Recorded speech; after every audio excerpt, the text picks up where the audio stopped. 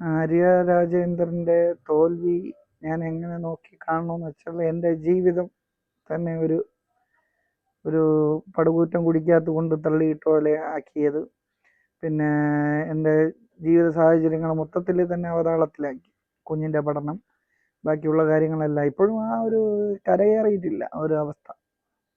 നിനക്ക് ഞാൻ കാണിച്ചു തരാം, കോടതിയിൽ പോയി നീതി നേടുന്നതാണ്. കോടതിയിൽ പോയാൽ പോലും നിനക്ക് നീതി കിട്ടൂല എന്നുള്ള അവസ്ഥയിലാണ് അന്ന് സംസാരിച്ചത്.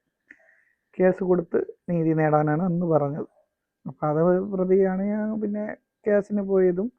പിന്നെ നമ്മളെ പോലെയുള്ള പാവങ്ങളെ എലക്ഷൻ ഈ എലക്ഷനിലുണ്ടായ തിരിച്ചടി എന്ന് വെച്ചാൽ നമ്മളെ പോലെ എനിക്കുണ്ടായതുപോലെ തന്നെയാണ് ബാക്കിയുള്ളവർക്കും ഉണ്ടായി കാണും. അതിൻ്റെ തിരിച്ചടികളാണ് ഈ ഉണ്ടായതെന്നാണ് എനിക്ക് തോന്നുന്നത്. കൂട്ടുപ്രതിയല്ല, അതല്ലാതെ പ്രൈവറ്റ് കംപ്ലൈൻറ്റ് കൊടുത്തു. 20-ാം തീയതി മൊഴി കൊടുക്കുകയാണ്.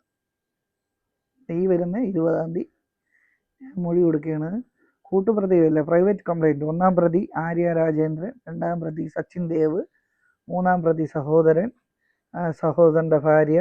കന്യാകുമാരി ഡിസ്ട്രിക്റ്റിലുള്ള ഒരാൾ പോലീസ് കണ്ടെത്തിയ, എൻ്റെ കേസിൽ ആകെ കണ്ടെത്തിയ ആ ഒരു അദൃശ്യമായിട്ടുള്ള ഒരാളെ കണ്ടുപിടിച്ചു. അതായത് 5-ാമത്തെ കന്യാകുമാരി ജില്ലയിലുള്ള, അത് നീ സഹോദരനാണോ ബിനാമിയാണോ എന്താണെന്ന് അറിയാം. സഹോദരനെന്നാണ് അന്ന് മേയർ പറഞ്ഞിരുന്നത്. ആര്യ രാജേന്ദ്രൻ, മേയറല്ല സോറി, ആര്യ രാജേന്ദ്രൻ പറഞ്ഞിരുന്നത്. അപ്പോൾ അതിൽ കൂടെ നമ്മളിപ്പോൾ എക്സ്ട്രാ ഈ കേസിൽ കൊടുത്തിട്ടുള്ള 6-ാം പ്രതി കണ്ടക്ടറിനെ കൂടെ ഉണ്ട്. നേരത്തെ 5-ാം പ്രതിയേ ഉണ്ടായിരുന്നുള്ളൂ, ഇപ്പോൾ 6 പ്രതികളുണ്ട്.